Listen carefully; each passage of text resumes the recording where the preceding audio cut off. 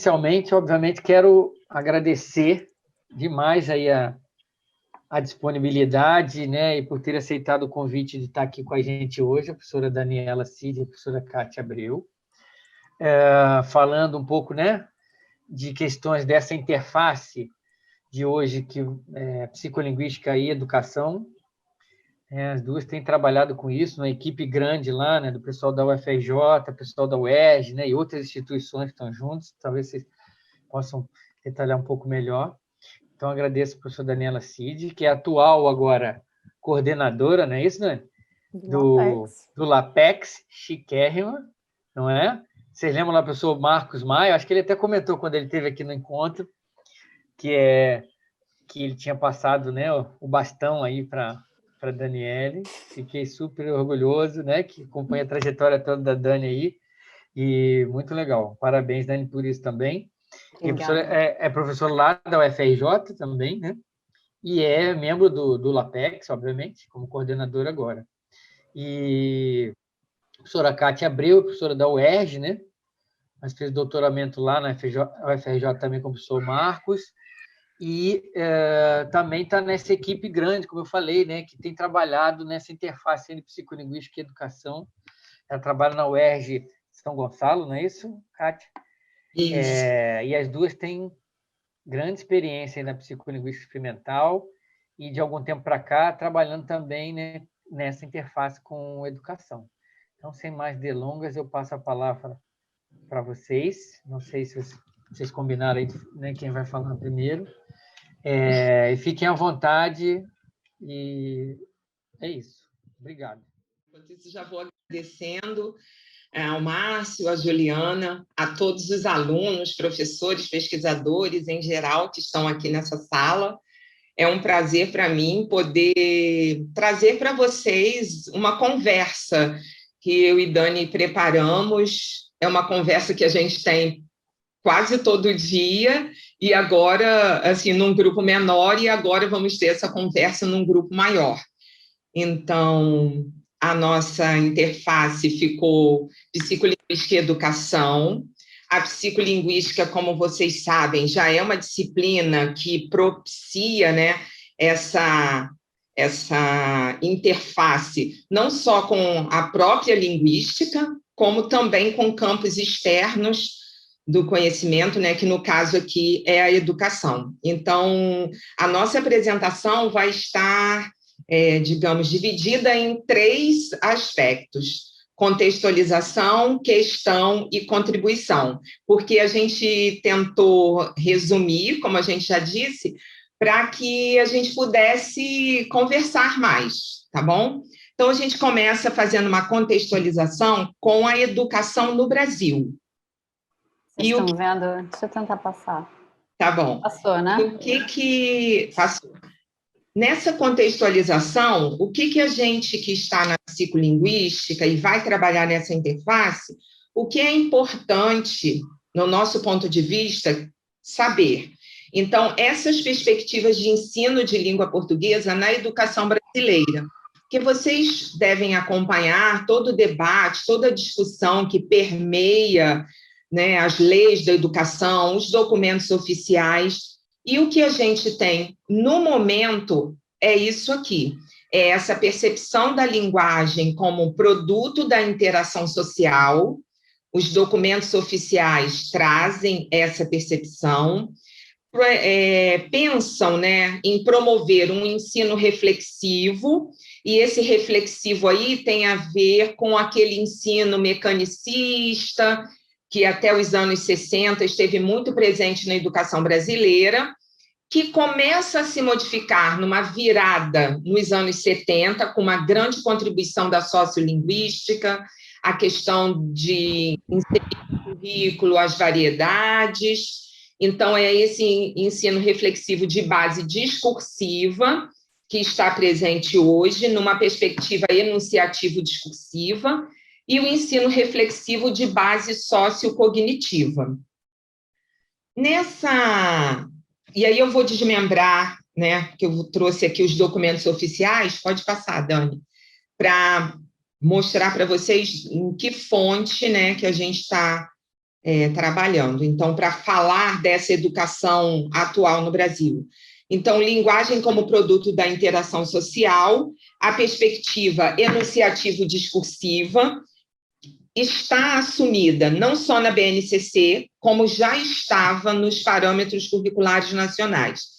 O que acontece com a BNCC? Ela dialoga com os parâmetros, então os parâmetros não ficaram, digamos assim, abolidos ou esquecidos, eles continuam porque eles têm uma série de estratégias e de conceitos que continuaram para a base. A tentativa da base foi de fazer esse currículo, e aí, como vocês já devem imaginar, existem 3 itens muito importantes para a educação: o aluno, o currículo e o método.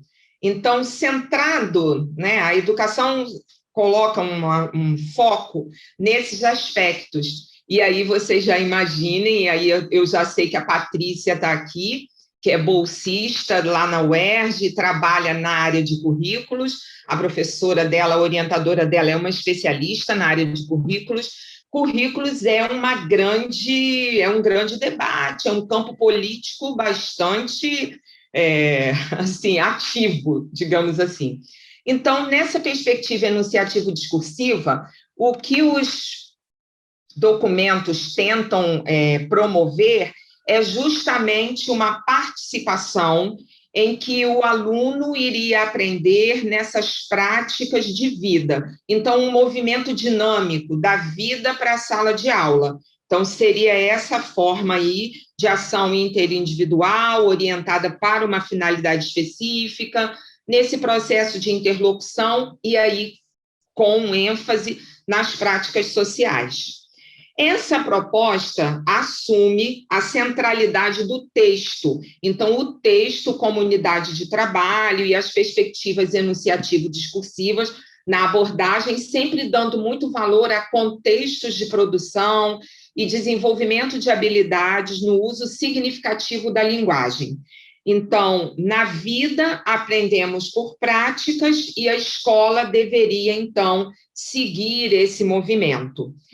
Esses documentos vão, então, pensar por essa perspectiva da linguagem como produto da interação social e o texto como centralidade. O texto como centralidade definidora de currículos já vinha nos parâmetros, se mantém na base. Então, por isso que a gente vê que um documento está dialogando com o outro. Pode passar, Dani. O ensino reflexivo, como eu já falei, de base discursiva, essa base socio-interacionista é aí que entra, então, o gênero, né, o ensino dos gêneros, os gêneros textuais ou discursivos, que são considerados pela perspectiva cultural. Então, é considerado o uso social, há uma preocupação com a condição de produção dos textos, quem escreveu o texto, em que determinado momento, quais as relações de poder de quem escreveu e para quem escreveu. Então, todo esse contexto de produção é valorizado e é fundamental para o trabalho com a leitura. Então, aí os gêneros são objetos de ensino. E é possível, então, ensinar algumas dessas, como eu chamaria, dessas dimensões na escola, no intuito dos alunos continuarem esse processo de apropriação das práticas sociais que acontece em circulação social, em ambientes formais, informais, públicos ou privados. É disso que o ensino de base discursiva vai tentar mostrar. E aí, por isso, hoje a gente vê essa valorização tão grande do ensino dos gêneros textuais.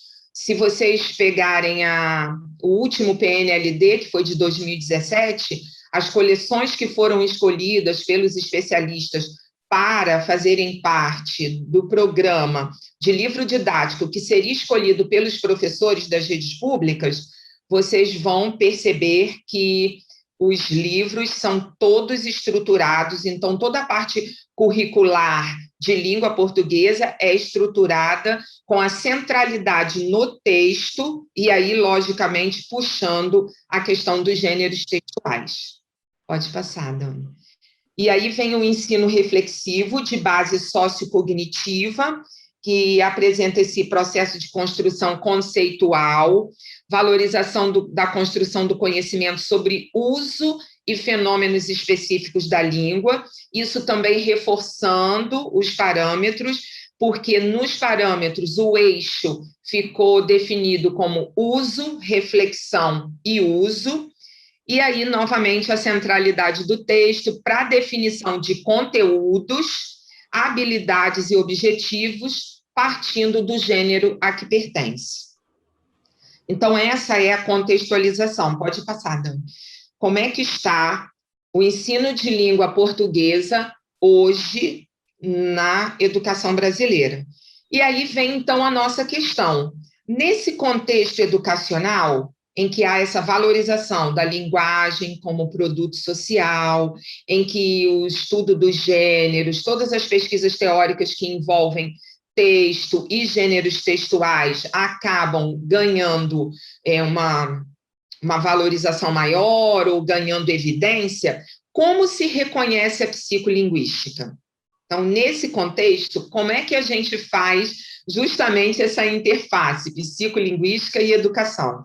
Então, nos documentos oficiais, lá em 97, quando os parâmetros curriculares nacionais foram publicados, e que foi um grande avanço para a educação brasileira, a implantação desses parâmetros, o próprio documento já trazia as contribuições da linguística e de todas as suas especificidades, e aí eu destaquei, foi um grifo nosso, o avanço dessas ciências possibilita receber contribuições tanto da psicolinguística, quanto da sociolinguística, da pragmática, da gramática textual. Então, os parâmetros inovaram, trazendo e nomeando a contribuição que viria da linguística, tá bom? Na BNCC, quando os estudiosos, em todos os grupos de estudo, todos os que puderam, digamos, dar pitaco na base, definiram, então, competência como a mobilização de conhecimentos, de habilidades, de atitudes e de valores, e estabeleceram 10 competências gerais para a educação básica. Uma dessas competências é justamente, digamos assim, a nossa cara. Digamos que é a cara da psicolinguística, pelo menos como ela tem sido pensada no âmbito do LAPEX e no âmbito da rede da ciência para a educação. Pode passar, Dani. Então, aqui vocês têm um infográfico em que aparecem as competências, mas a gente quis exatamente isso, não é para vocês lerem e tal. Essas competências já são bastante conhecidas, desde que a base teve a sua versão final homologada em 2017, mas a ênfase aqui é justamente na competência geral número 2, que vai falar desse pensamento científico, desse pensamento crítico e criativo. Então, isso aqui se relaciona especificamente com a psicolinguística, do jeito que nós temos entendido a psicolinguística nessa disciplina, que vai tratar dessa relação de linguagem e cognição, linguagem e pensamento. E no LAPEX, e no LAPROL, e em tantos laboratórios que nós temos espalhados no Brasil, a perspectiva experimental, ela acaba dialogando muito com essa competência, porque o que a gente pensa é exatamente isso, nesse exercício de uma curiosidade intelectual, dessa utilização da ciência com criticidade e com criatividade. Para quê? Para investigar causas, elaborar e testar hipóteses, formular e resolver problemas e criar soluções. Então, com essa competência geral, a competência geral número 2, a gente consegue relacionar a uma metodologia de aprendizagem, que é a metodologia da resolução de problemas. E aí, então, a gente chega nessa questão e vai ver, então, além dos documentos oficiais, como que a literatura da área está dialogando e pensando a psicolinguística aí na interface com a educação. Pode passar, Dani. Na literatura da área, então, vimos os documentos oficiais. Na literatura da área, a gente tem a contribuição da nossa grande diva, né, a professora Leonor Scliar Cabral, que em 2018, no livro Psicolinguística e Educação, que foi organizado pelo Marcos Maia, ela fala dessa ciência que se ocupa em explicar o processamento das línguas e que pode contribuir para o traçado das políticas públicas da educação. A própria professora Leonor é uma grande estudiosa e traz uma grande contribuição com foco na alfabetização. Aqui eu penso que vocês devem conhecer o trabalho que ela tem desenvolvido ao longo dos anos, mas ela, assim, é um grande nome, eu diria assim, que seria o nome fundador da nossa área, dessa área de especialidade mesmo, psicolinguística e educação. E o Marcos Maia, né, o nosso querido, agora numa publicação bem recente, ele defende isso, ele já vinha defendendo, mas agora foi mais enfático, falando dessa abordagem metacognitiva, microscópica no ensino da leitura, com o potencial de melhorar as habilidades de leitura e raciocínio. Então, justamente aí, confirmando a vocação e a proximidade com essa competência geral número 2. Pode falar também. Então, qual a contribuição? O que tem sido feito para estabelecer a especialidade da psicolinguística educacional no Brasil? Então, nós temos aí as várias gerações. Eu já falei da professora Leonor Scliar Cabral, que já vem há muito tempo com esse foco na alfabetização, contribuindo com perspectivas, falando de processamento da leitura. Por último, ela criou um método de alfabetização que tem sido utilizado em várias regiões do país e com grande êxito, porque é uma metodologia que se apoia na contribuição da linguística como ciência, né, nesse processo.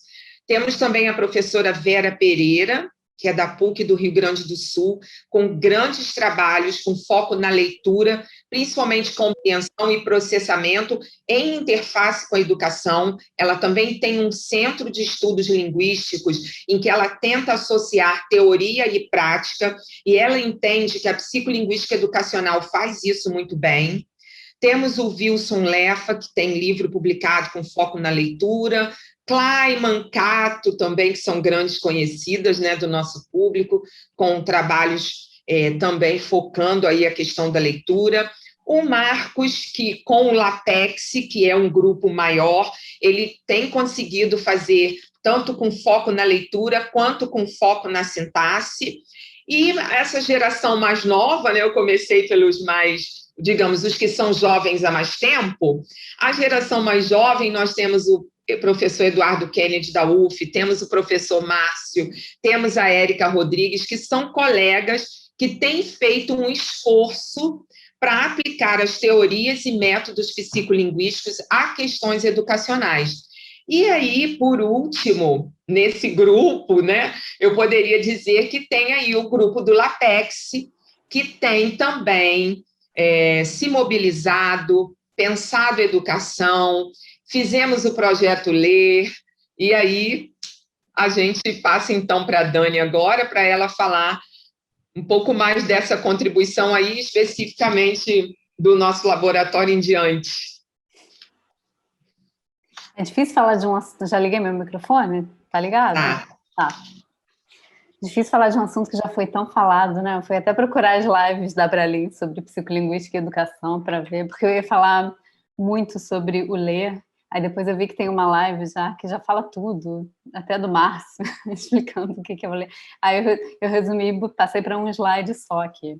Mas eu acho que a Kátia mostrou essa perspectiva histórica, assim, né, e contextualizou que o diálogo com a educação geralmente é feito...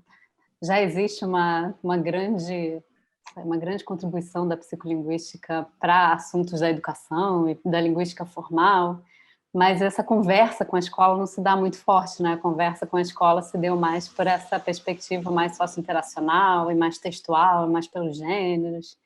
E recentemente, em 2014, foi criada essa rede de ciência para a educação, para pensar como a ciência pode ajudar a educação. E é uma rede maior, assim, não é só para linguagem, não é só para linguística, mas a linguística entrou nessa rede de ciência para a educação com alguns laboratórios, com esse objetivo de fazer pesquisa translacional em educação. E o objetivo desse grupo era identificar e conectar grupos de pesquisa, aproximar pesquisadores, educadores e gestores para discutir o campo disso que eles chamam de ciência do aprendizado e as suas aplicações políticas e práticas, estimular e produzir pesquisas sobre aprendizado e ensino, e promover experimentos em escolas e ambientes escolares para testar hipóteses pedagógicas. E o LER foi criado um pouquinho depois disso, em 2015, foi criado esse projeto LER, lá na UFRJ,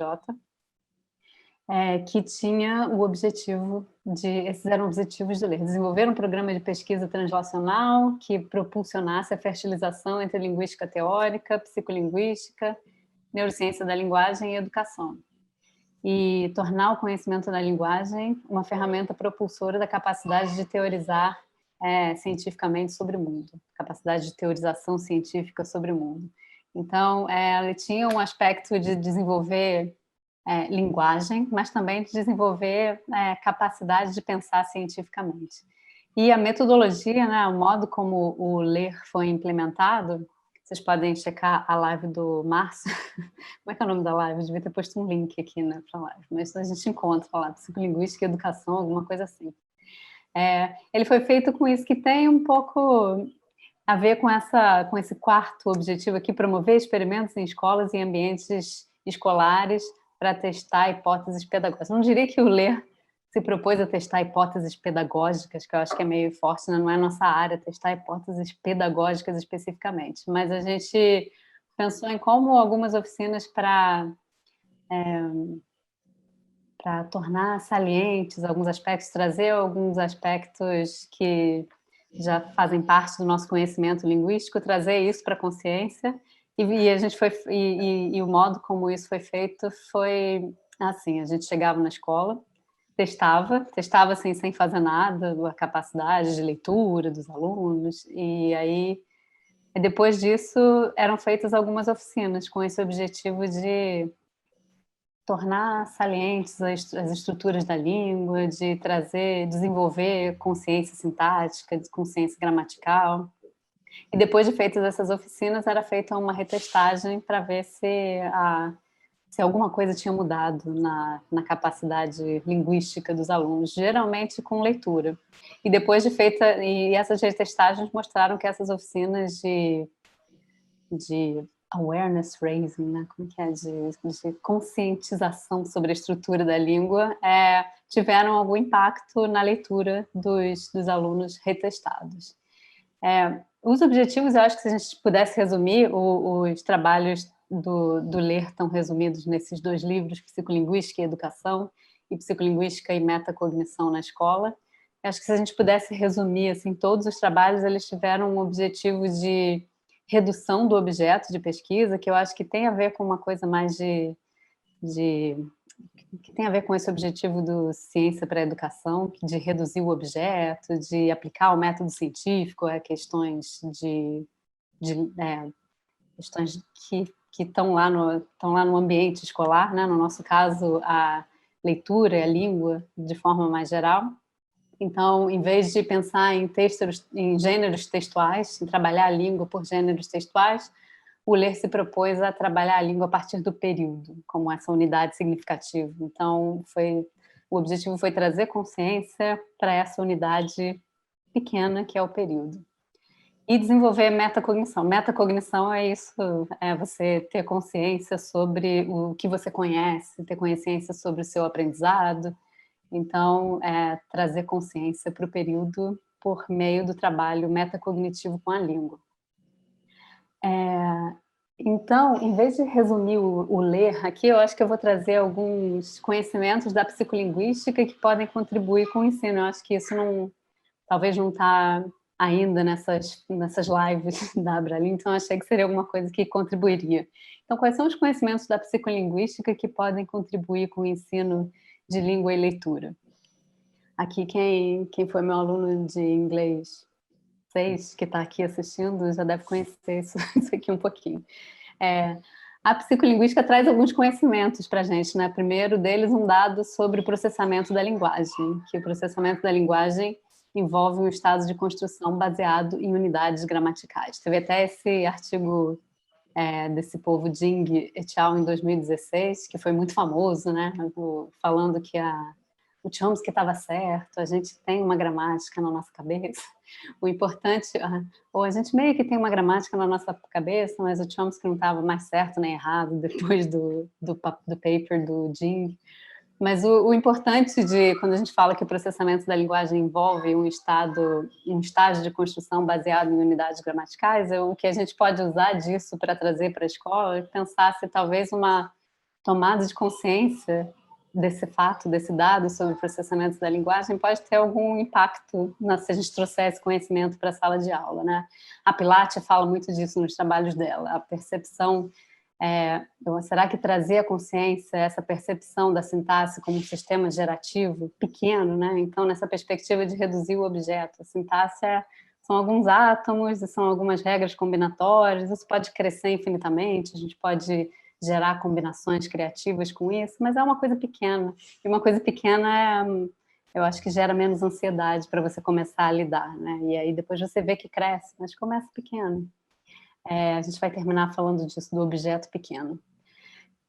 O Marcos fala de uma coisa bootstrap da leitura, não sei se ele escreveu isso, mas eu lembro de algumas reuniões ele falando isso, né? Essa tomada de consciência como sendo um bootstrap para a leitura, né? Uma coisa que vai promover o desenvolvimento de uma consciência leitora. Um outro dado é um dado sobre aquisição da linguagem. Então, o primeiro dado foi um dado sobre processamento, que ele é estruturado em unidades linguísticas, em unidades gramaticais finitas. O outro é um dado sobre aquisição da linguagem. Algumas dessas unidades elas estão representadas na nossa mente como resultado do processo de aquisição. E outras unidades elas existem no mundo, mas não na mente. Então, elas devem ser aprendidas durante um processo de letramento. O Kennedy fala disso, né, naquele artigo dele de gerativo ensino, né, eu acho que é 2016. Ele fala que a escrita formal, ou mesmo a oralidade culta do mundo letrado, assume o status cognitivo de segunda língua, é uma verdadeira língua estrangeira que precisa ser ensinada e aprendida na escola. Então, eu acho que também essa tomada de consciência que a língua que a gente traz não é a língua total do mundo letrado, né? Tem alguma diferença nisso, mas a língua do mundo letrado compartilha muitos aspectos com essa língua que você traz sua. Então, essa língua que você traz sua pode ser explorada e, a partir dessa tomada de consciência de uma coisa que é sua e que é familiar e que é finita, você pode crescer para as outras modalidades, para as outras formas como essa língua se manifesta no mundo letrado. Também um dado sobre a nossa memória. O terceiro dado, falei um dado sobre processamento, um dado sobre aquisição, que são coisas com que a psicolinguística e a gerativa trabalham. E agora um dado sobre a nossa memória, que é uma memória, é um fator muito presente em psicolinguística, né? A carga cognitiva para você realizar uma tarefa, as restrições que a memória impõe a esse processamento. Então, esse conhecimento de que que a nossa memória tem, memória de trabalho, especificamente, tem uma capacidade limitada.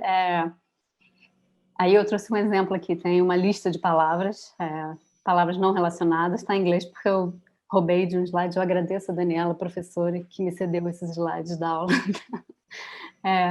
Spinach, gone, bottle, rent, talk, tem 8 palavras aqui, mas essas palavras não estão relacionadas. Então, se eu pedir para vocês memorizarem essa lista de palavras, vocês vão memorizar, mas acho que talvez vocês lembrem de umas 4, 5, vai ser difícil lembrar das 8 palavras. Mas aí, se eu pedir para vocês memorizarem essas 8 palavras aqui, eu acho que vocês vão Claro que se fosse um experimento eu tinha que ter controlado o tamanho das palavras, mas assim, consumam com moderação esse meu exemplo. É muito mais fácil decorar essas 8 palavras que formam uma frase. Então, children are not afraid to conduct language experiments. Vocês olham para essa frase, vocês não vão ter muito problema de memorizar, não tanto problema quanto vocês teriam para memorizar isso aqui, porque isso aqui está ocupando muitos espacinhos na memória de trabalho, são muitas coisas que você está segurando, isso aqui está ocupando menos espaço. Então, isso para dizer que alguma coisa que os conhecimentos da psico, dos estudos de memória trazem para a gente é que estruturar ajuda a processar melhor. Tem esse trabalho nesse caminho que eu estou fazendo, de que estruturar ajuda a processar melhor, tem esse trabalho desse Juca Hiona, que o Marcos cita bastante, acho que o Márcio até cita naquela live que eu fiz propaganda aqui no início. É um trabalho feito em texto, né? Um trabalho que olha para a macroestrutura, como que as pessoas... E esse trabalho faz uma taxonomia dos tipos de leitores mais estruturantes, leitores mais lineares, e o que eu destaquei desse trabalho é que alguns leitores, que eles chamam de Topic Structure Processors, eles que prestam atenção nos títulos e nos subtítulos, e eles prestam atenção quando estão lendo um texto, eles não leem um texto linearmente, palavra por palavra, eles vão estruturando, vão olhando os títulos e subtítulos, vão olhando os tópicos frasais dentro dos parágrafos, e olham mais para o que é o tópico onde está a informação que está movendo o texto, movendo a argumentação, e o que é só alguma informação que está lá só para dar um exemplo. Então, essa parte o leitor passa mais batido, né? Então, o leitor estruturante, ele faz essas estratégias no texto, ele aplica essas estratégias de leitura, que são conhecidas como estratégias de leitura top-down, né? Que são você não está indo palavra por palavra, construindo sintagmas, construindo frases, construindo orações e o período. Você vai procurando, você passa o olho no texto e vai olhando as frases, e aí sim, dentro da frase, você faz uma leitura bottom-up, mas só das frases mais importantes. E aí esses leitores, eles se destacam por eles terem a maior capacidade, né, de memória de trabalho, e também no final desse experimento, né, desse teste que eles fazem com esses tipos de leitores, eles pedem para os leitores resumirem o texto que foi lido, e esses leitores estruturantes foram os que fizeram os melhores resumos dos textos, foram os que tiveram uma capacidade de memorizar o que estava escrito maior.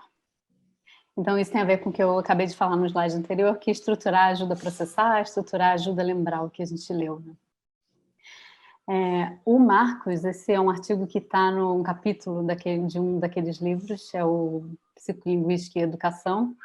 O Marcos estudando os alunos na escola, ele retomou essa tipologia do Hiona e sugeriu ainda uns leitores que ele chamou de leitores lineares incompletos, que são leitores que estão começando a ler um texto, só que eles não terminam, eles desistem no meio da frase.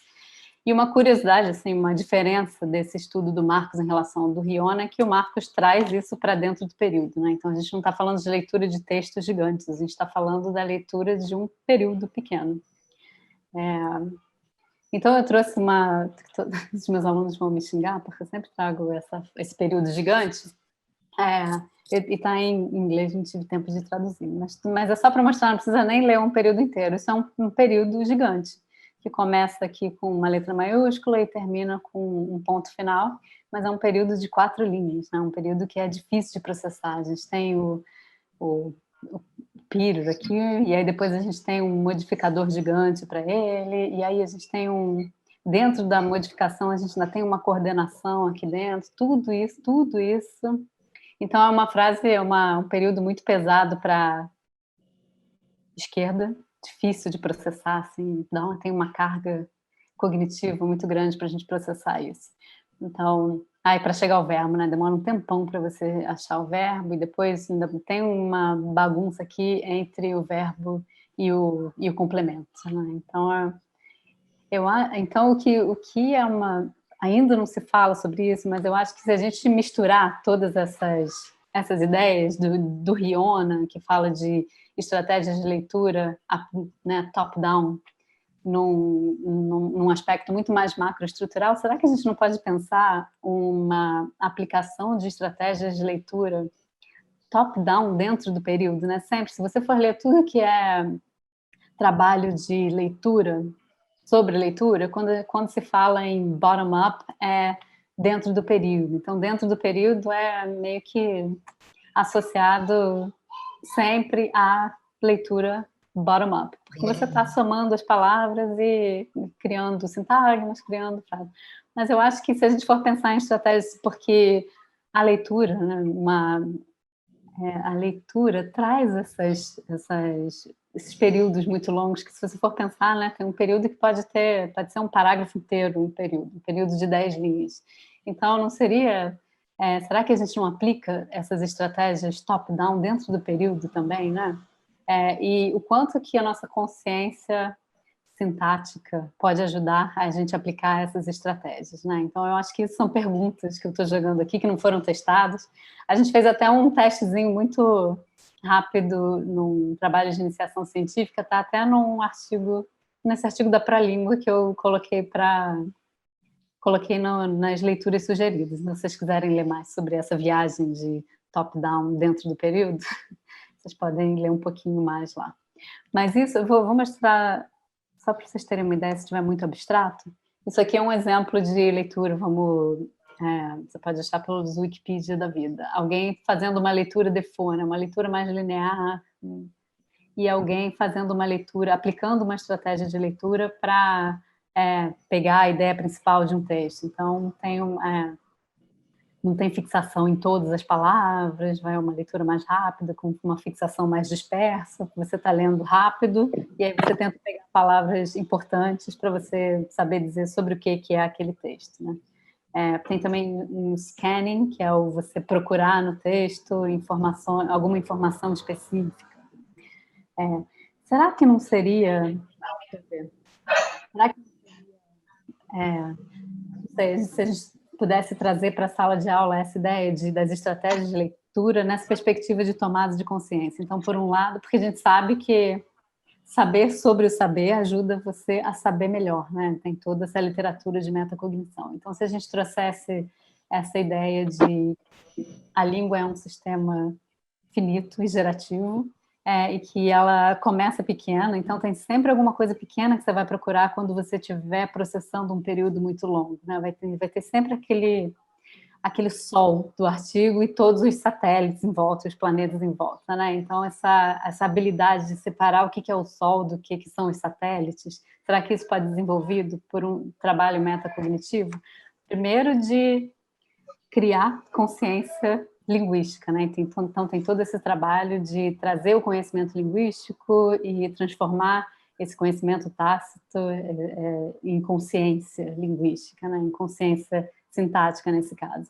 E, por outro lado, desenvolver consciência das próprias estratégias que o leitor implementa durante a leitura, né? Que tomadas de decisão a gente toma. E será que essas tomadas de decisão, será que essas estratégias podem ser automatizadas, né? Nesse artigo eu faço uma viagem dessa também um pouco. Será que pode rolar esse bootstrap da leitura, né? Essa consciência leitora pode ser formada dessa forma, da mesma forma que no início da leitura a gente decifra o código alfabético e primeiro é meio difícil e depois você automatiza aquilo e se torna um leitor de palavras proficiente. Será que você se torna um leitor desses períodos muito longos, dessa sintaxe cheia de embeddings, cheia de coordenações e cheia de modificações? Será que você desenvolve e automatiza isso depois da tomada de consciência? Né? São perguntas que estão no ar. E acho que é isso, né? Eu acho que a mensagem para levar para casa, para fazer um resumo, a gente fez uma contextualização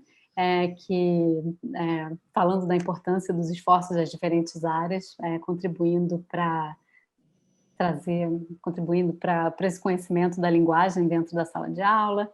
A gente apresentou um histórico das contribuições da psicolinguística, nessa perspectiva de trazer para o micro, né? Porque eu acho que um trabalho feito com o macro já tem sido muito bem feito, eu acho que falta trazer, porque mesmo quando nos documentos oficiais se menciona psicolinguística, aspecto sistêmico da língua, tem talvez a menção a esses aspectos, mas não tem muito a conversa de como esses aspectos podem ser trazidos para a conversa mesmo na escola.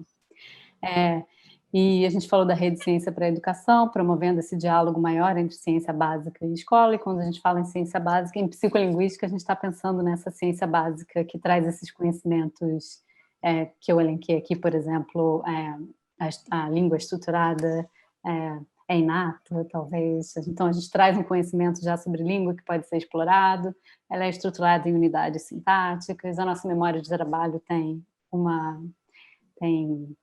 uma capacidade limitada, a língua que a gente traz é um pouco diferente da língua, de todas as línguas que a gente vai estudar na escola e que a gente precisa dominar para navegar bem o mundo letrado. E a formação dessa consciência leitora, né, que a psico, porque os conhecimentos que a conversa entre a psico e a escola pode trazer. E acho que a gente pode terminar falando isso numa coisa daquele artigo do Galego, que eu acho ótima, essa citação, a gente coloca que o objetivo, quando a gente fala em trazer a psico para a sala de aula, não é para silenciar tudo que já foi feito antes, né? Porque eu acho que a sala de aula não pode ser esse espaço de silenciar e de substituir, de escolher uma coisa em vez de outra, né? Um lugar para essa conversa, né? Um lugar onde tudo está lá na mesa, né? Eu acho maneira essa citação que ele fala que a moral é simples. Eu não consigo ler porque a gente está em cima, eu vou puxar aqui para o lado.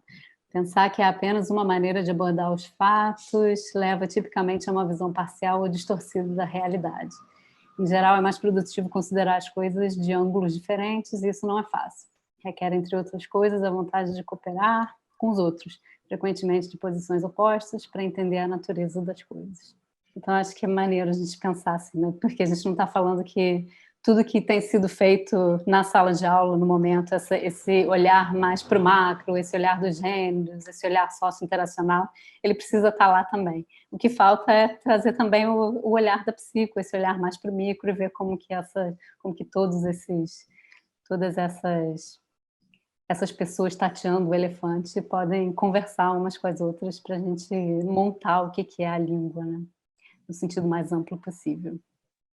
E isso quer dizer que a gente não tem que trazer tudo da psico para a sala de aula, eu acho, né? Então, talvez eu acho que o desafio das áreas é elencar esses aspectos essenciais, assim, que podem contribuir para essa conversa. É isso, gente.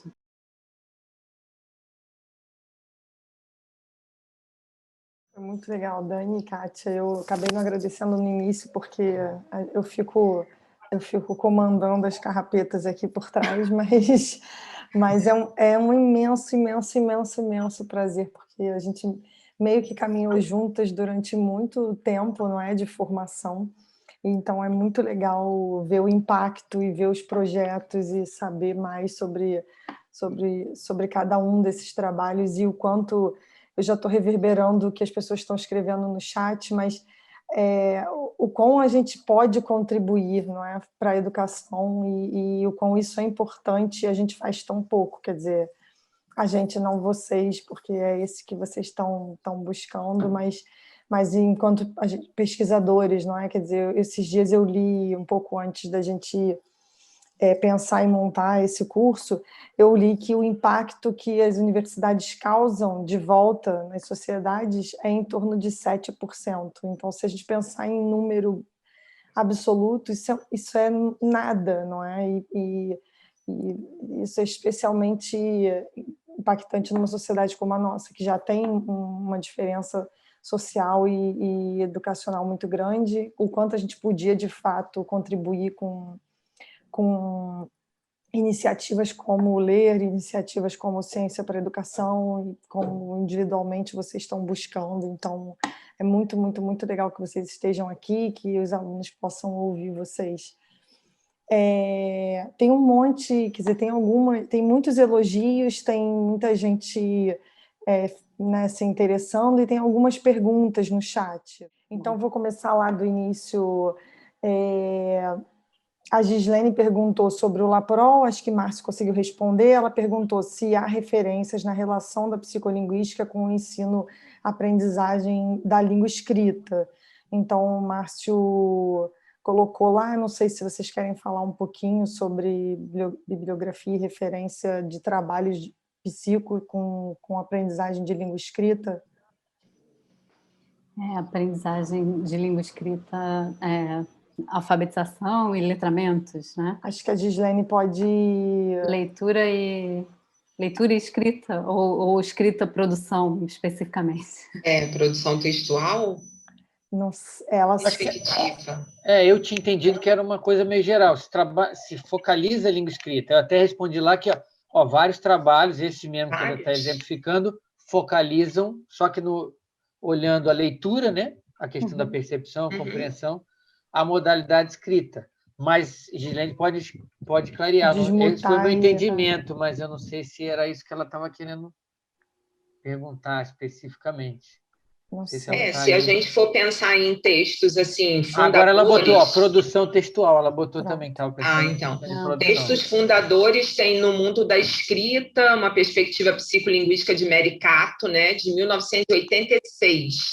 E depois tem muito material. A Patrícia, da UERJ, que está aqui, tem artigos publicados em que ela fala dessa contribuição da psicolinguística na produção, com produção textual. Ela fez um estudo longitudinal durante 1 ano em escola pública.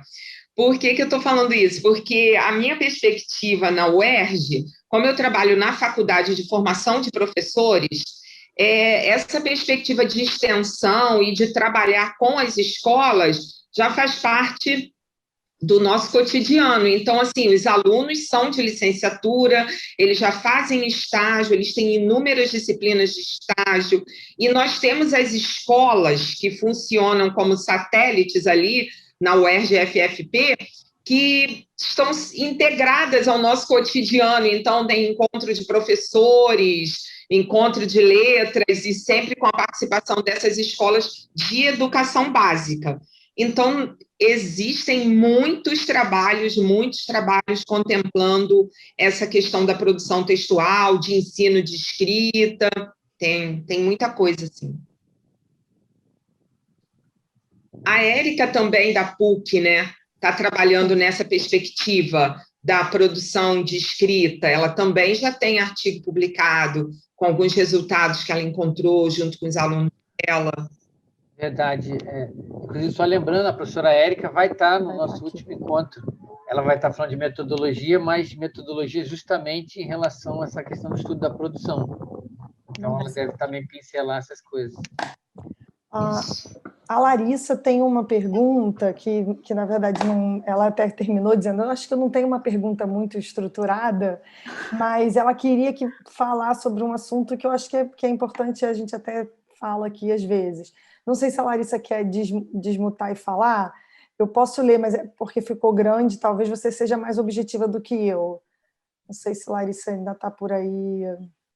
Sim, eu posso falar. Acho que fica mais fácil. Eu fui escrevendo, depois o vídeo ficou muito grande. Bom, oi, Dani, de novo. Eu fui aluna e monitora da Dani.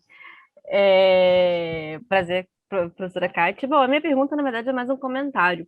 Bom, seria sobre 2 questões. A primeira é porque bem no comecinho a professora Kátia falava sobre a BNCC e sobre a questão do texto da BNCC. E eu lembrei de um texto que eu li para uma disciplina chamada Ensino de Língua Portuguesa.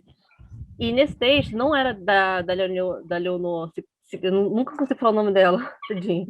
Era de outra Leonor, da Leonor Werneck. Werneck. Trabalha com texto. Isso. E nesse texto, ela falava sobre o uso dos textos na sala de aula como pretexto. Ela falava essa ideia... Deixa eu aparecer também nessa sessão da minha voz. Pronto. Aí ela falava, basicamente, como dentro da escola a gente tende a usar o texto para pincelar as coisas, pincelar as estruturas, né? E um outro comentário que eu fiz foi sobre... Atualmente eu venho lendo muita coisa sobre alfabetização e eu venho vendo muitas críticas sobre o método fônico, falando de você começar, ainda durante a alfabetização, a introduzir o texto às crianças, não ensiná-las a ler fora do texto, né? Aí acabou que a minha pergunta virou mais um pedido de comentário sobre essas duas questões. O que acontece? Como eu falei, nos anos 70, quando nós tivemos a virada na lei da educação, né, na lei de diretrizes e bases, que é a 5692/71, veio essa proposta ampliada de se trabalhar com os textos, porque o que eles queriam combater? O mecanicismo, aqueles textos, digamos, idealizados ou criados ou montados só para a criança aprender a ler e que não tinha nenhuma relação com a vida prática, com o cotidiano, com as funções sociais de leitura e de escrita. Então, não era um texto que a criança veria num jornal, ou como manchete, ou num bilhetinho da mãe, nada disso. Não seria um texto, digamos, natural, era um texto artificial com essa função mecânica somente.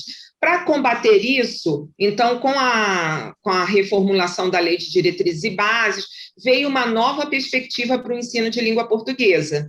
E aí, então, começa a haver essa contribuição da sociolinguística e de estudos do texto, mais para os anos 80 e tal.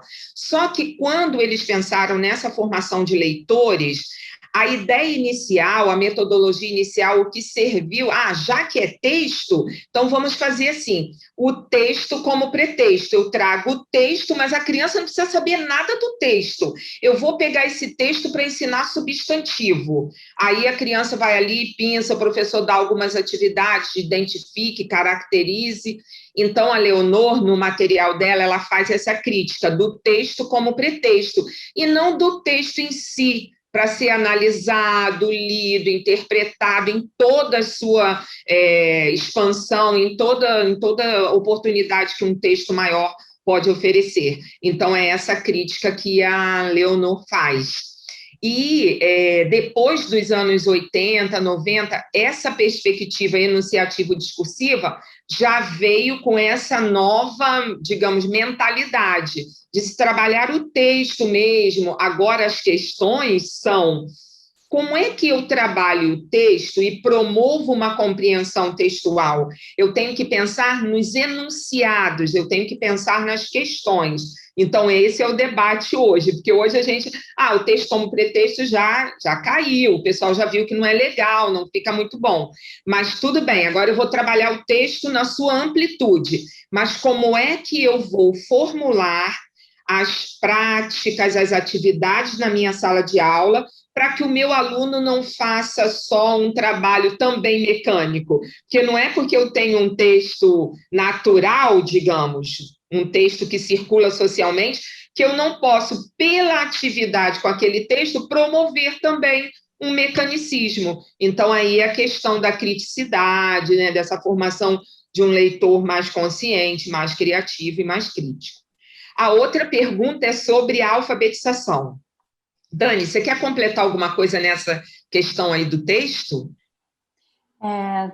Talvez só dizer que também, da mesma forma que você pode usar um texto autêntico e ter uma abordagem mecanicista desse texto, eu acho que você pode ter um trabalho super crítico com você criando os seus estímulos de pesquisa, né? Você pode pegar um período e manipular, e você vai estar trabalhando alguma coisa que talvez não vá criar um leitor crítico imediatamente fazendo só aquilo, mas eu acho que o processo de pegar um objeto, quebrar, fazer perguntas, formular uma teoria e talvez o exercício de argumentar por essa teoria e de achar uma hipótese que vai contra aquilo e aí reformular a teoria, esse processo você está trabalhando uma capacidade de teorização sobre o mundo, de observação do mundo, de criação de hipóteses, e isso faz parte também da sua formação crítica, né? Eu acho que vai te tornar uma pessoa capaz de olhar para um objeto ou para um texto no futuro, mas não precisa ser um texto, pode ser qualquer coisa, né? e ter uma abordagem, ter uma visão lógica sobre aquele fenômeno, e não só... Tem aquilo do efeito de lógica e do efeito de crença, né? Quando você lê alguma coisa, você tende a concordar, você tende a achar válido uma coisa com que você concorda, independente de se o argumento é válido ou não. Então, se você desenvolver, você pode usar um período que foi criado por você naquela hora para trabalhar essas coisas e desenvolver a sua capacidade de argumentação lógica, né? Então, vai ter um impacto no que seria essa formação crítica, né? Então, eu acho que... Oi. Não, só posso? Pode. Só assim, né, botando o dedo aí nessa discussão, não, nessa questão, né? Porque eu fiquei pensando, né? Porque eu acho que ainda tem, por mais que eu também acho, né, tem essa visão meio complementar, né? No sentido de que você pode olhar tanto para o micro, para o macro, né? E ele se complementa de alguma forma, até como na fala sua no final ali. Mas eu vejo que você ainda tem, por exemplo, é capaz de você encontrar gente que trabalha com texto, por exemplo, se você falar de um trabalho desse tipo, experimental, olhando ali o micro e tal, que eles vão, de alguma forma, fazer uma analogia, achar que a gente está voltando um pouco para aquele mecanicista lá, que está tirando o texto e olhando para uma coisa aqui no meio, entendeu? Eu sei disso porque, por exemplo, eu já apresentei uma vez uma aluna minha que estava trabalhando nessa perspectiva experimental, com período, articulação de oração, foi apresentar num evento que era de linguística textual. E houve um certo frisson nesse sentido, uma tensão ali, e depois nas falas, né, do pessoal que estava assistindo, e depois veio com os comentários e tal, um pouco nesse sentido, sabe? De que você... isso não é linguística textual, você está olhando uma questão ali, que, sabe? Então, eu acho que esse diálogo... que eu vejo, na verdade, e a fala dela era muito complementar, no sentido que ela pegou vários conceitos, inclusive da linguística textual, né, que tratam, por exemplo, de questões cognitivas. Você vê a torta e a direita, né, na linguística textual, você vê conceitos lá ligados à questão da cognição, mas que você não tem testes efetivos, né, que aquilo ali... isso aqui acontece na cognição porque é mais complexo de processar, até fala em processamento em algumas coisas, mas não há estudos mostrando aquilo ali realmente em processamento, né? Você olhar o processamento daquelas questões ali textuais, e o que ela estava trazendo era justamente uma tentativa de olhar um pouco questões ligadas à coerência, à coesão e tal, que são faladas pela linguística textual, e que impacto cognitivo as questões cognitivas têm por trás, né, que estão por trás desses conceitos, tem ali na hora que a pessoa está lendo um texto, lendo um período e tal. Mas, então, eu acho que é complementar nesse sentido. Você está trazendo um aspecto que, às vezes, fica de fora, está ali no bojo da linguística textual, mas ela não é atacada, digamos, até porque não é o foco principal deles. Então, eu vejo como possível complementariedade a gente trazer esses estudos, né, que lidam com esse micro ali do texto, como você falou. Não há texto que comece como texto. Né? Os textos começam lá com unidades pequenas e vão virar uma unidade grande, que é o texto. Ninguém, né? Quando você vai ler um texto, ou quando você vai produzir um texto, você não começa produzindo. Por mais que você tenha efeitos top-down e tudo mais, mas você vai começar ali, né? Pelo micro, de alguma forma. Né? Então, tem que haver um diálogo entre micro e macro. Então, só levantando essa questão, não sei o que vocês acham disso, porque eu noto ainda, por mais que sejam complementar, e eu acho que são, mas essa coisa das linhas, né, de pesquisa e tal, o que olha mais para o macro e o que olha... Quando a gente traz... E que por muito tempo, de alguma forma, é o que digamos... essa palavra não é boa, fala manda, né, mas em termos do educacional, né, que traz ali em relação à questão de educação de língua portuguesa. Mas, felizmente, eu vejo um movimento de outras áreas da linguística, inclusive a psicolinguística, também podendo dar o seu quinhão na sua contribuição para o educacional e não só ficar com uma hegemonia. E eu acho que todos se complementam. Mas, então, só assim, não sei, ouvir um pouquinho o que vocês acham desse conflito, dessa tensão.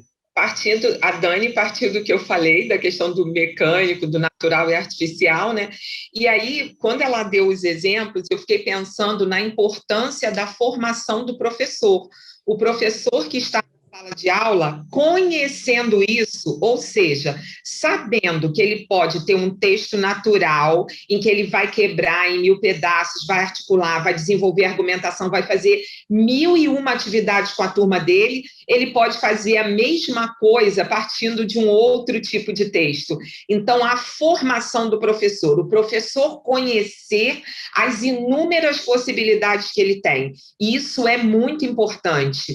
E aí, pensando nesse diálogo do Márcio, nessa importância que é justamente o diálogo entre as áreas. Então, quando você tem alguém da linguística textual que para e analisa e pensa, fala, isso é possível, vamos trabalhar juntos. Então, vai lá no Galego e Chomsky 2020, em que eles falam da união. Então, o que eu vejo, Márcio, essa resistência em alguns campos, em algumas áreas, por uma questão política, por uma questão de reafirmação, e não pensando numa questão maior, que é a educação. Se eu penso na educação como algo maior para o meu país, para o meu povo, eu vou pensar que se eu me uno com a linguística textual, como eu orientei um trabalho de psico com linguística textual, e a professora da banca era de análise do discurso, e falou isso, que eu consegui fazer um diálogo ali, mas não é que eu consegui, é porque é o meu jeito, acho que influencia no que eu pesquiso e no que eu gosto de tratar ali. Eu achei uma aluna que trabalhava com turma de 7º ano e nós fizemos isso, um diálogo e não um apego, esse quinhão é meu, é só o meu que vale, é só o meu que importa, é só a minha perspectiva que está certa. Não, todas as perspectivas são certas. Exatamente isso, elas se complementam. Então, se eu consigo dialogar com o meu colega da outra área, o meu trabalho só fica mais rico. É como eu vejo. Eu acho que não tem por que não olhar com carinho, mas que a gente encontra essa resistência. Quando a gente fala que trabalha do micro para o macro, a gente encontra assim. A gente tem que ter tempo para poder mostrar para o colega, olha só, é micro por isso, isso. Quando você consegue esse tempo de mostrar, muitas vezes você acaba ganhando mais um amigo.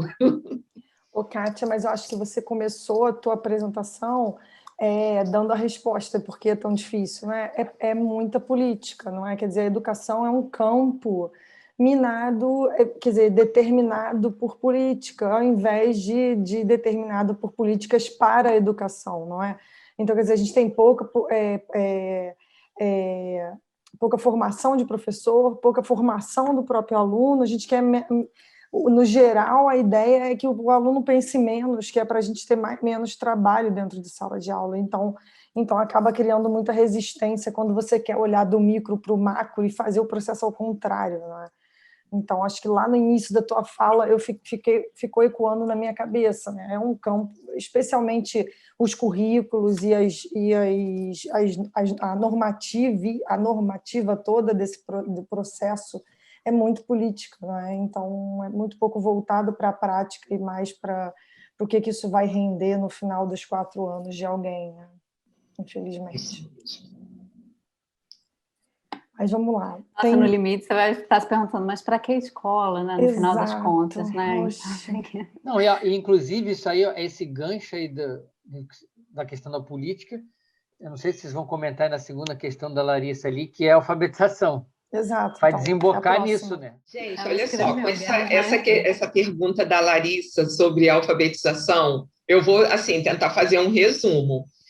Até os anos 80, nós tínhamos no Brasil vários métodos, assim, tirando os grandes métodos, analíticos e sintéticos, eles se subdividiam em metodologias de ensino de alfabetização de várias vertentes. Então, nós tínhamos cartilhas, tínhamos quem não gostava de trabalhar com cartilha, trabalhava com pré-livro, quem não gostava de trabalhar com pré-livro, trabalhava com palavrinha, com a historinha que o aluno contava, e assim, nós tínhamos muitos métodos. Com a chegada das ideias construtivistas que foram impostas aos professores, muito de cima para baixo, sem o pessoal ter noção, o pessoal só teve a noção que fogo nas cartilhas, fogueira, jogar todas as cartilhas ali, ninguém pode ter mais método nem cartilha, porque tem que ser construtivista. Os professores Na maioria não sabiam nem o que era isso, só sabiam que não podiam mais usar a cartilha. Então, começaram muitos a usar escondido, ou então falar, qual método? Método misto. Então, começa assim, a confusão.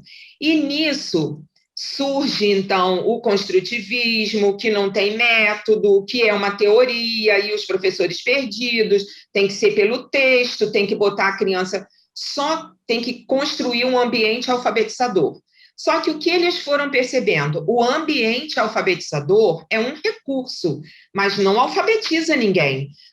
Senão nós não teríamos analfabetos na área urbana brasileira, porque o que nós temos de letramento, de letreiros, de práticas, de tudo, não teríamos analfabeto. Então, só o ambiente não basta. E aí, então, ressurge, pela linguística, a questão do método fônico, falando que é um método que trabalha também do micro para o macro, que dá essa consciência para as crianças, a relação fonema-grafema, que é fundamental num sistema alfabético, mas é uma questão marcadamente política. Então, de acordo com os parâmetros e com a base, agora a base se abriu, inclusive, para o método fônico, porque nós temos especialistas que estão trabalhando no Ministério da Educação, como consultores, estão dando opiniões, estão sugerindo, e começou, então, esse movimento. Só que no momento que ele surge, é um momento político partidário favorável a que se ouçam as argumentações de quem defende o método fônico. Essa é a questão. E aí, quando ouviram falar em fônico, já começaram a debater, discutir, não aceitar, justamente porque relacionaram a um momento político partidário. Infelizmente. Infelizmente.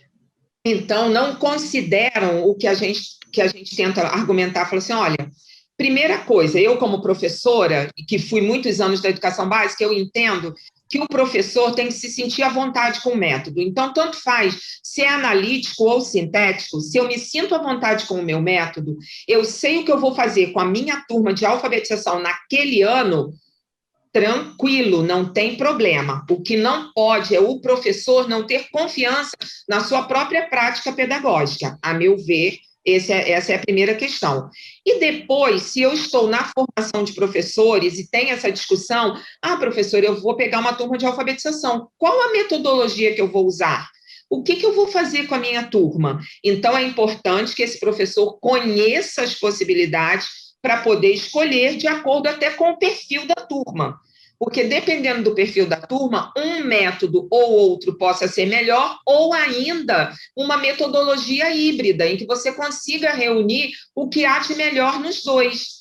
Então, o que eu posso te falar é isso, Larissa. A questão do método fônico no Brasil hoje é justamente essa questão. Eles desconsideram todas as potencialidades do método fônico, principalmente o básico do sistema de escrita, que é a relação grafema e fonema, e dizem que isso não pode, que isso não é certo, que isso não é bom. É nesse nível.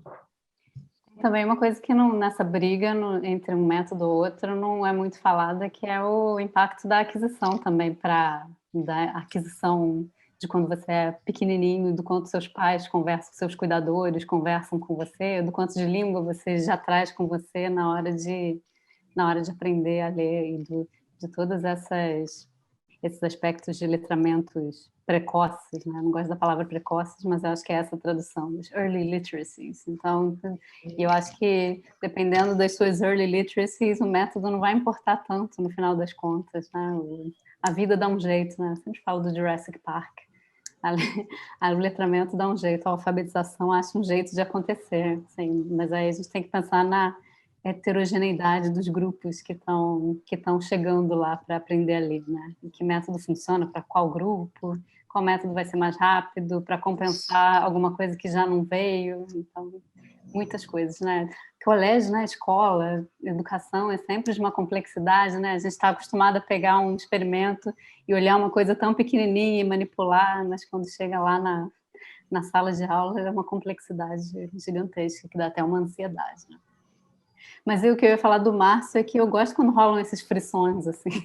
Ele falou do frisson da pessoa, né? Eu acho que é um momento bom. Eu acho que é uma oportunidade para a gente aprender, para a gente identificar os nossos pontos cegos também, né? Só que a gente tem que deixar o ouvido aberto na hora, né? Porque dá... Eu acho que o reflexo é você levantar um escudo na sua frente, né? E tentar defender o seu ponto de vista. Mas eu acho que escutando a gente aprende também. Sendo escutados, a gente tem a oportunidade de se explicar, né? Talvez precise de mais tempo do que uma apresentação de 15 minutos num congresso, mas talvez tem que levar a pessoa para o bar, beber um pouquinho, continuar a conversa. É isso. Ou para o Zoom. Foi para o Zoom, né? Não tem outra opção, não temos outra opção. Infelizmente, não por hora, né? Então, o Wilson está perguntando, quer dizer, pergunta assim: a psicolinguística reconhece a importância do pensamento computacional no processo de desenvolvimento da prática leitora? Então... Caraca, não ouvi. Foi para mim? Vou de novo. É a psico o quê? A psicolinguística reconhece a importância do pensamento computacional no processo de desenvolvimento da prática leitora? Então, se a psicolinguística reconhece a importância do pensamento computacional no processo de desenvolvimento da prática leitora.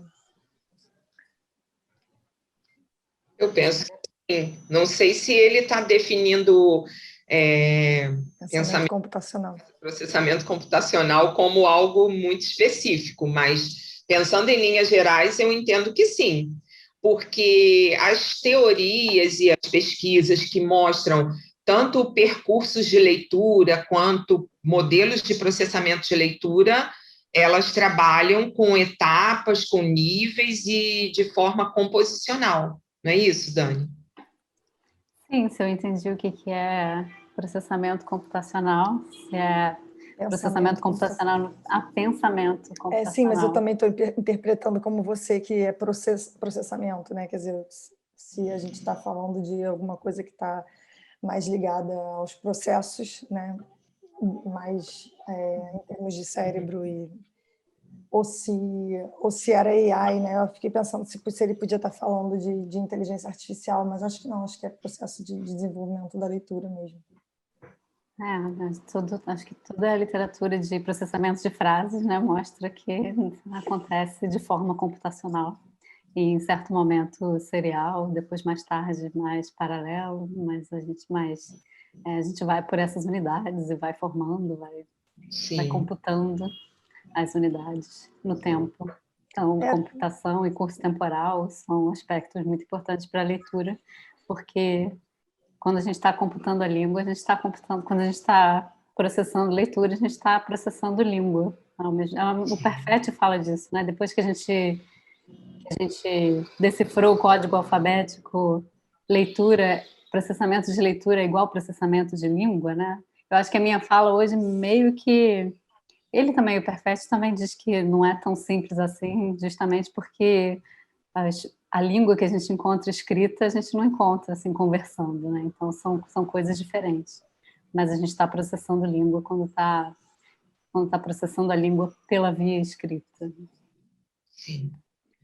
Talvez não haja ainda formação de professor que dê todo esse background para os professores tratarem talvez seja essa perspectiva que ele esteja colocando, né? Quer dizer, que talvez dos professores tratarem a prática de leitura, o ensino de leitura como uma consequência exatamente desse processo que você narrou agora, né? Quer dizer, é língua, então se é língua, a gente não deveria se pressionar tanto para ensinar e mais para ir lapidando e mostrando metacognitivamente para o aluno e percebendo as nuances e tratando o texto e a formação do texto de uma maneira mais naturalística, né? Então, talvez não haja formação de professor nesse sentido ainda, mas talvez o ler seja queira justamente isso, né? Assim, almeje que a gente olhe cada vez mais para essa prática leitora como uma consequência do processamento cognitivo. Uhum. E são perguntas não respondidas, né? Porque muitas pessoas que não passaram por esse processo de tomada de consciência, assim, forçada, de maneira formal, forçada, é feio, né? Mas assim, de maneira formalizada na escola, aprenderam a ler, são excelentes leitores, né? Estudaram em escolas construtivistas, e aprenderam a ler por esse método, né? Isso que não pode chamar de método, mas aprenderam. Então, tem várias coisas envolvidas, né? Mas será que isso pode servir a um grupo específico para meio que correr atrás de um tempo perdido? Não sei. São muitas perguntas não respondidas ainda, mas eu acho que tem que estar lá na mesa, né? A gente não pode deixar essas perguntas escondidas. Exatamente. Bom, o próprio Wilson pergunta, então, um pensamento na habilidade leitora e interpretativa, como melhorar o entendimento do comando dos exercícios escolares, principalmente em tarefas da área exatas, em que os alunos encontram uma dificuldade de interpretação. Então, vamos lá. Pensando é enorme, é um período que a Dani podia usar lá no... Vamos achar o Peter Killed the Cat. Vamos achar o Just. Eu achei que ia, e não consegui. Vamos lá. Ó, pensando na habilidade leitora e interpretativa, como melhorar o entendimento do comando nos exercícios escolares, principalmente nas tarefas das áreas exatas, em que os alunos encontram muita dificuldade de interpretação. Então, lá está falando dos heads das questões, né? Sim, tem um livro, Enunciado de Questões Escolares, da Denise Lino de Araújo, em que ela fala um pouco dessa questão de enunciados. Já temos também algumas dissertações do Prof. Letras, em que os professores falam dessa questão aí específica dos enunciados de questão. É um tema que está entrando em discussão, porque realmente é fundamental. Na verdade, às vezes o aluno lê o texto e entendeu, só que ele, quando vai para a questão, ele não sabe o que ele tem que fazer, porque o enunciado não está claro, não está coerente. E às vezes tem ambiguidade, né?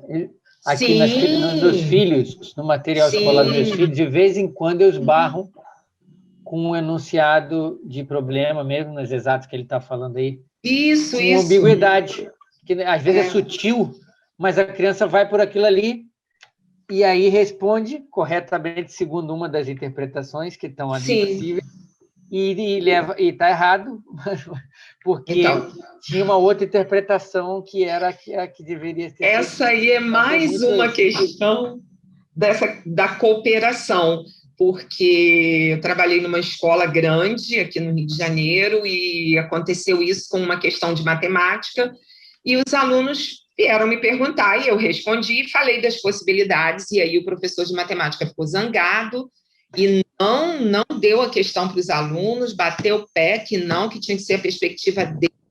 Então, assim, essa é mais uma área, digamos, essa formulação de enunciado de questão da área de exatas é mais uma. Eu acho até que é a Maréia que estava fazendo um trabalho ou uma pesquisa sobre enunciados de matemática. Eu acho que era a Maréia. Já está vindo para a linguística discutir essa questão aí. Ia ser bom, não ia? Não, é engraçado que eu lembro, eu era da iniciação científica, já tem tempo isso, né? No Mampol, em Caxambu, eu vi uma discussão sobre isso na linguística lá. Você vê, isso é antigo, essa discussão, mas parece que ficou ali restrito e que a coisa não avançou para fora, né? Porque é uma questão, sim. A Moira está dando os exemplos ali, muito bom. Olha, o Pedro Henrique está falando assim, olha, quais os empecilhos para transformar... o Santo Graal, né? Quais os empecilhos para transformar os resultados das pesquisas em psicolinguística e educação em políticas públicas? E aí comenta que, porque a própria Leonora Sclia faz um trabalho de formiguinha, tentando aplicar em cada município. Então, quais as dificuldades para transformar isso numa política nacional? Eu acho que trabalhos como esse curso e todo o trabalho dos professores e do pessoal que está envolvido com psicolinguística, eu acho que tem condições de trazer e já está trazendo uma grande contribuição. Isso se transformar numa política pública, digamos, municipal, pensem nos municípios que nós temos no Brasil, seria uma questão desse professor estar envolvido com a Secretaria Municipal de Educação, conseguir um convênio para implantar um projeto. Então, assim, é um trabalho de formiguinha. A mesma coisa estadual e mais ainda federal. Nós teríamos que ter no MEC um corpo de psicolinguistas atuando lá. Só se o MEC fizesse alguma coisa assim como, sei lá, um conjunto de cada área para contribuir, para fazer um documento, ou para elaborar uma política. Teria que ser alguma coisa assim. Mas a rede de ciência para a educação tem feito um grande papel, porque ela uniu os especialistas de inúmeras áreas e ela está tentando isso. Mas tem que ser assim, gente, é passo de formiguinha mesmo. Eu não penso numa coisa assim que venha e que vá para o Brasil todo, acho que assim não rola, não. Dani, Márcio, Kátia, Juliana. Oi, Fred. Oi, tudo bem? Tudo bom?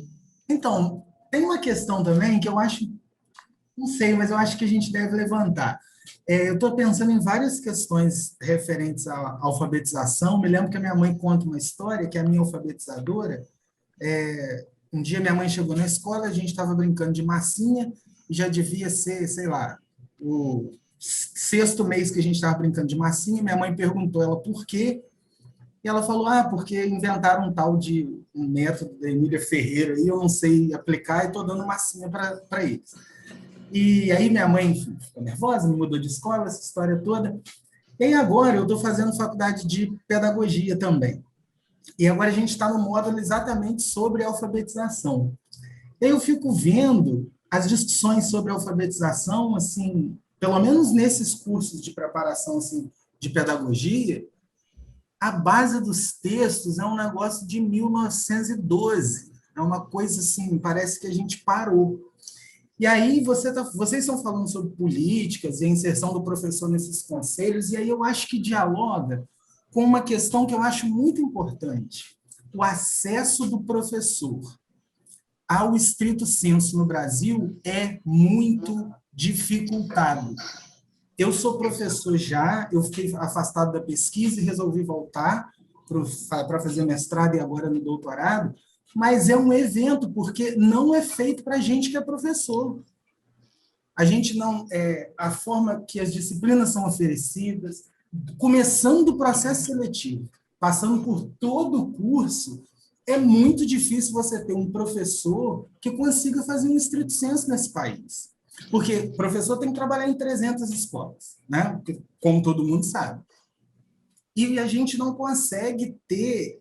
o meu caso é muito particular, porque eu moro longe da UFRJ, então eu viajava antes da pandemia, né, 12 horas ida e volta para poder fazer as disciplinas, etc. e tal. Mas você entra no mestrado, no doutorado, você tem que fazer, sei lá, 4, 5, 6 disciplinas, e se você tira licença, você não consegue ficar com aquela bolsa só porque você já tinha um salário, sabe? Então, assim, a gente está falando em termos de políticas externas, e é uma discussão de fato importante, mas eu acho também que é uma discussão de pensar internamente nos processos, sabe? É muito difícil para o professor que já trabalha ter acesso ao estrito sensu no Brasil. Assim, estou falando por mim e por milhões de pessoas que eu conheço, né? E aí fica esse universo meio que paralelo, como a Juliana falou no começo, a pesquisa, as pesquisas em 2095 e a escola em 1908, né? Existe essa disparidade, assim. Então eu acho que isso também é uma questão muito importante para esse diálogo, da gente conseguir transbordar essas coisas sensacionais que a linguística tem e que não chega lá na ponta, porque o nosso professor não sabe disso. Ele não tem acesso a isso. Apesar, claro, eu sei, dos esforços que existem, o próprio curso que o Márcio está oferecendo aqui, Ciência para a Educação, como você falou, que é uma iniciativa fantástica, mas eu acho que a gente ainda precisa dar acesso ao professor estrito sensu também, de forma mais democrática, sabe? Eu acho que é isso.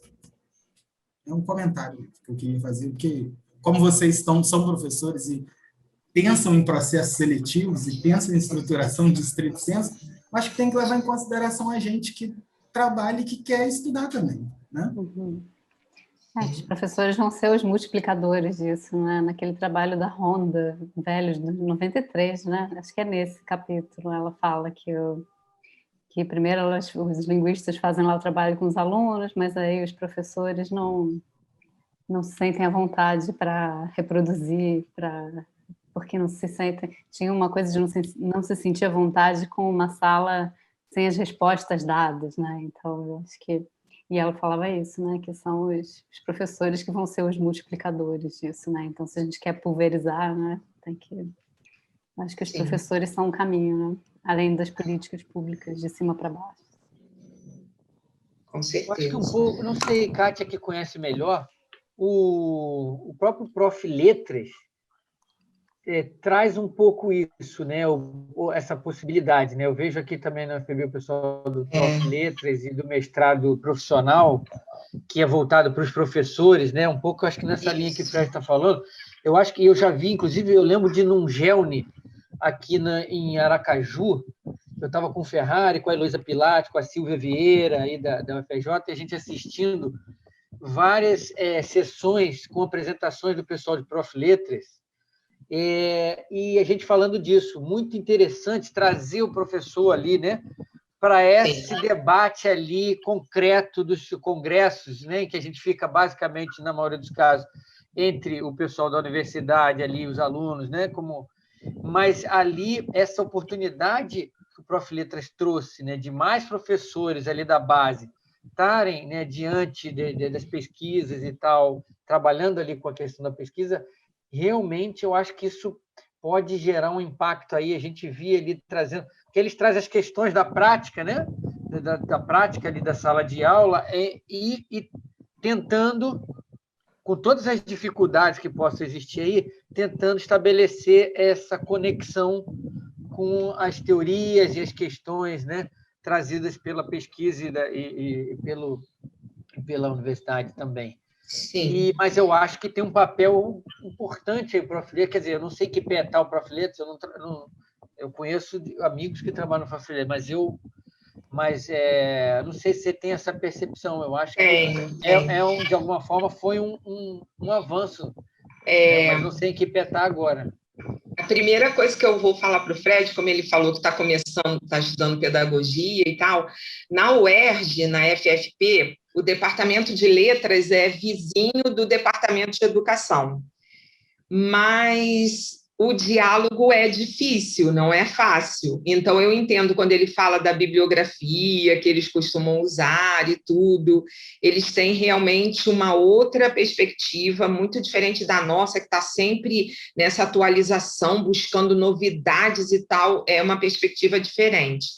De todo jeito, com a reforma curricular das licenciaturas, eu fui procurada por umas professoras do Departamento de Educação para propor uma disciplina alfabetização e linguística. E eu fiz isso, eu não perdi a oportunidade. Apesar de não ser uma grande especialista em alfabetização, fui alfabetizadora, tenho muita prática, mas me propus a criar uma ementa, busquei bibliografia, montei, estamos aguardando agora essa reforma ser implantada para eu poder começar a trabalhar com essa disciplina no curso de pedagogia. Então, assim, com a reforma curricular, a gente já começa a delinear, né, a ver alguns avanços. Essa é uma questão. A outra, quando ele fala do acesso, eu entendo, porque eu vivi isso. Então, eu entendo que realmente o professor que já está trabalhando, muitas vezes ele quer uma formação melhor, maior, uma continuidade, digamos. Ele pode ter uma boa formação, mas ele quer continuar. Muitas vezes ele se vê impedido, ele vê muitos obstáculos, porque realmente o acesso não é fácil. E aí, em governos anteriores, nós tivemos essa iniciativa de um mestrado profissional, que é voltado para professores de língua portuguesa, que é o Prof. Letras. E o Prof. Letras oferecia justamente essa oportunidade já que você tocou na questão financeira, porque você poderia continuar trabalhando e você faria o Profiletras com bolsa. Então, era, na verdade, um incentivo para a continuidade na formação. Então, as primeiras turmas, nós estamos agora começando a 7ª turma no Profiletras. As primeiras turmas tiveram bolsa integral para todos os alunos. Hoje, nós temos, assim, a UFRJ e a UERJ aqui no Rio de Janeiro são as maiores, são que pegam o maior número de alunos, isso pensando em nível nacional. Nós temos 30% de bolsas, assim, para a turma. Então, uma turma de 24, a gente tem 7 ou 8 alunos. Aqui é o FRJ, a Rural e a UERJ, aí a gente vai alternando. Num ano, uma pega 8, as outras pegam 7, e aí vai trocando, fica nesse número de 7 e 8, mas você tem toda a razão mesmo. Nós precisaríamos ter mais programas com acesso, digamos, específico até para professores, como é o caso dos mestrados profissionais. E lá na UERJ a gente tem Prof. Mate, Prof. História, Prof. Ciências, Prof. Letras.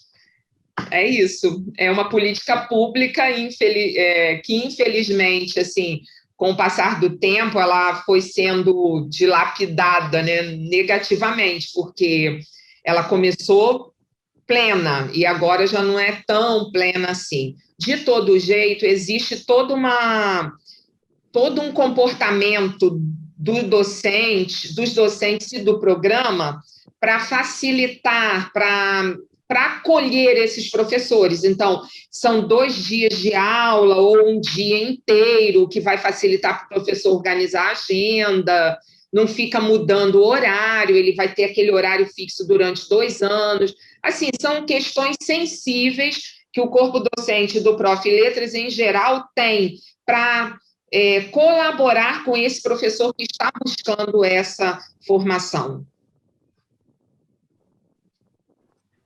Kátia, queria pegar o embalo. Na verdade, para a gente tentar manter a esperança. Justamente, quer dizer, a ideia desse curso é uma ideia, é a ideia da gente ver como essas relações são produtivas e quantas relações a gente pode estabelecer.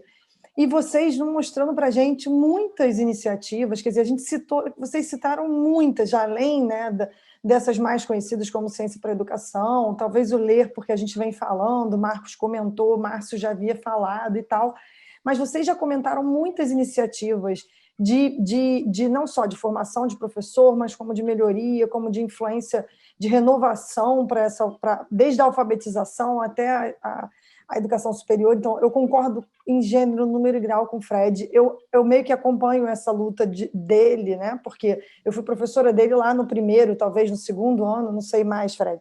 Mas era isso, ele viajava, a gente ficava impressionado, porque ele viajava 18, 12, 16 horas, tinha dia que chegava morto, chegava não sei quantas horas antes, dormia lá para poder ficar para a aula. Então, é uma luta mesmo, a gente sabe que é. Assim, a solução não é uma solução fácil e não é uma solução de um viés único, né?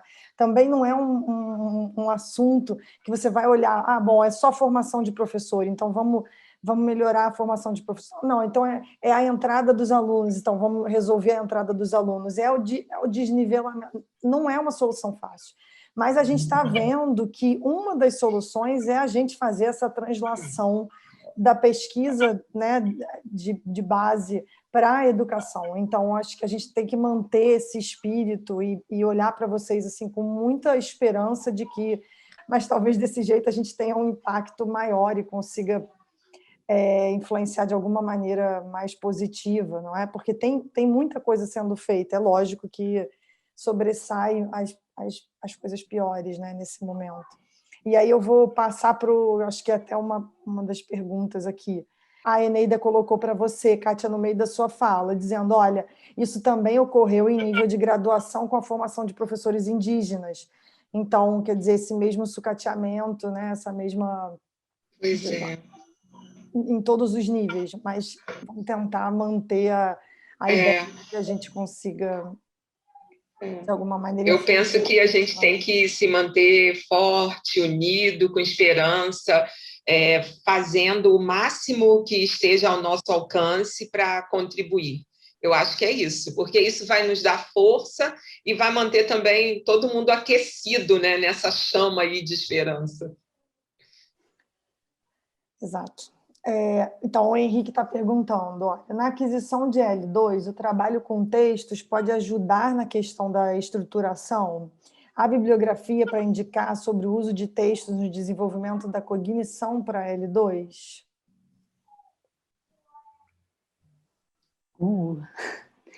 Não conheço o desenvolvimento da cognição de L2. Tem um livro recente, assim, porque o ensino de L2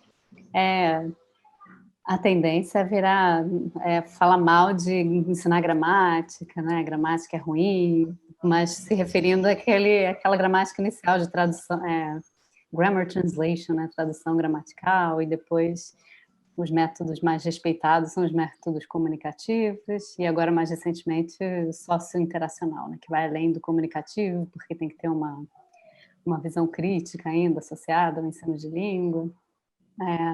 Mas tem um livro recente com foco na forma, não é especificamente desenvolver cognição, não me lembro qual era especificamente a pergunta, mas tinha uma coisa de desenvolver cognição de segunda língua, com uso de texto. Esse não é uso de texto especificamente, é um livro inteiro que fala sobre foco na forma, então é como utilizar a gramática, como trazer consciência para a gramática, foco na forma dentro dessas abordagens mais recentes, né? Eles falam especificamente da comunicativa, mas eu acho que talvez possa ser pensado para socio-interacional também, né? Na via do que a gente estava falando sobre que tudo pode ter uma abordagem crítica, talvez, né? Se você pensar direitinho. Eu esqueci o nome do livro, mas eu posso passar depois, né? Junto com as nossas referências.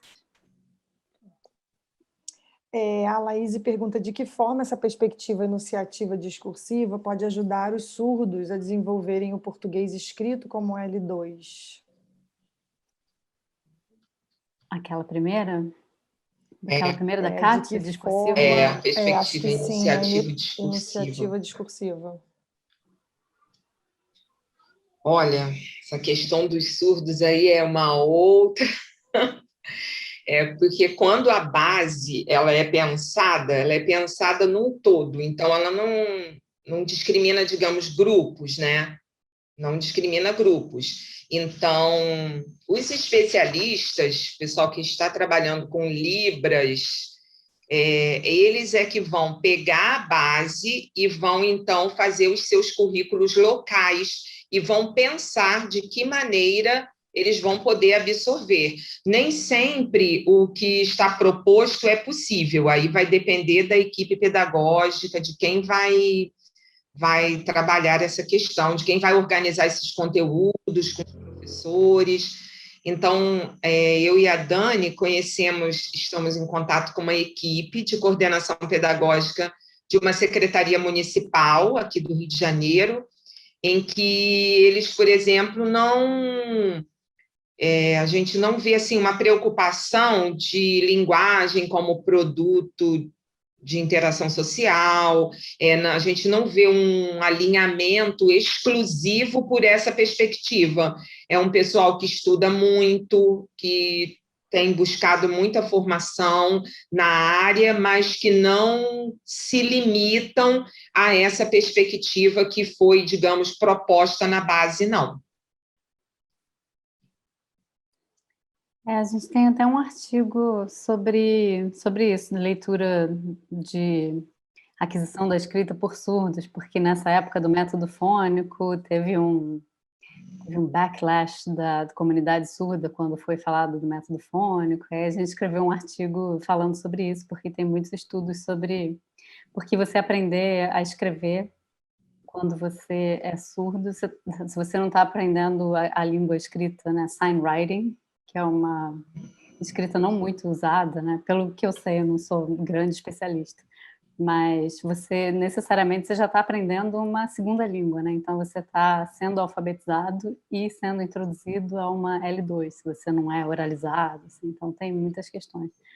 Mas eu diria que essa perspectiva enunciativa, não conheço muito, né? Enunciativo discursivo, acho que eu não vou falar com jargões, não, porque às vezes eu uso eu usei num artigo recentemente um termo, e aquele termo, gente, era um rizoma, e aí eu fui tão criticada, só queria dizer assim, transferir, eu, mas eu acho assim, vou falar do sócio interacional, porque eu trabalho no CLAC, né, lá da UFRJ, trabalho, né, sou orientadora do CLAC, e ele tem essa perspectiva sócio interacional, e eu acho que eu acho que independente da língua que você fala, independente da sua primeira língua e de que modalidade ela seja, eu acho que é uma perspectiva que te permite aprender uma língua ou ser exposto a uma língua tendo consciência do lugar que falar aquela língua representa. Eu acho que fazer essas perguntas você pode fazer independente de você ser surdo, de você ouvinte, você faz essas perguntas. Por que eu estou aprendendo essa língua? Que impacto eu aprender essa língua tem? Esse texto que eu estou lendo foi escrito por quem? Em que momento? Com que função? Eu acho que são essas perguntas grandes, né? São perguntas que você pode fazer... não sei se teria um impacto específico para a comunidade surda, mas eu acho que o micro talvez tenha. Eu acho que conhecer sobre o micro pode ter um impacto específico, né? Tem estudos sobre consciência fonológica para os surdos, né? Como que alguém que não tem acesso a som, como se pode falar em consciência fonológica, consciência fonêmica, né? Se você não tem acesso aos sons da língua em que você está escrevendo, né? Você tem acesso à fonologia da sua própria língua, porque os sinais têm a sua fonologia própria, mas você não, quando você está escrevendo A, B, C, que correspondem a sons de uma língua que você não tem acesso, né? A essa parte física da língua. Então, que impacto essa consciência fonêmica vai ter, né? E a consciência fonológica na sua própria língua tem algum impacto nesse aprendizado em você quebrar esse código alfabético da língua da L2 que você está aprendendo para escrever? Né? Tem muita gente fazendo trabalho sobre isso. São perguntas muito boas. Esse artigo que nós escrevemos com 2 professoras do departamento de Libras, né, que são especialistas. Se eu não lembro o título todo, é um título grandinho, mas se vocês jogarem Guerra de Leitura no Google, vocês vão achar. Tentei achar aqui mais. Enfim, mas é isso. A gente pode mandar também depois. Vamos mandar para Márcio. Pronto. Acho que em termos de chat, quer dizer, muitos elogios, muitas pessoas colaborando com a discussão, não é? Quer dizer, muito importante mesmo. Mas em termos de perguntas, acho que a gente finalizou. Também chegamos ao momento derradeiro, não é? Acho que eu que vou agradecer, Márcio. Então, acho que porque eu quero agradecer imenso. É muito, muito, muito bom ouvir vocês duas falarem, e já tinha um tempo que eu não participava exatamente assim, e então queria muito agradecer, dizer que foi demais a discussão, os alunos estão todos elogiando, não sei se vocês estão acompanhando o chat, mas elogiando muito, e muito, muito engajamento nessa discussão tão pertinente, então que vocês continuem fazendo diferença nessa área muito, muito, muito importante para a gente. E aí, obrigada pela participação durante esse curso, e que vocês tenham contribuído muito para a formação dessas pessoas todas que estão aqui, desses alunos todos. Chegamos a ser 87 hoje, até um certo momento. Nossa, que legal! Então, bem legal. Muita gente. Tem um alcance. Gente, eu que agradeço. Grande. Eu que agradeço, porque sempre é bom conversar com os alunos, com os colegas. A gente sempre lembra de coisas e acaba ficando com uma perguntinha para pesquisar, para dedicar mais. É isso. Muito obrigada, adorei. Obrigada, mesmo. Foi muito bom, muito divertido sempre, né? E energizante também, né? Estar junto, conversando com um monte de gente. Mesmo que seja no quadradinho, não é? Sim. E também a gente falar disso, né? Assim, a oportunidade de parar e escolher o que a gente vai falar desse assunto, né? Que já tem sido tão falado, né? Eu acho que talvez ainda deu margem para uma discussão assim, boa. Sim.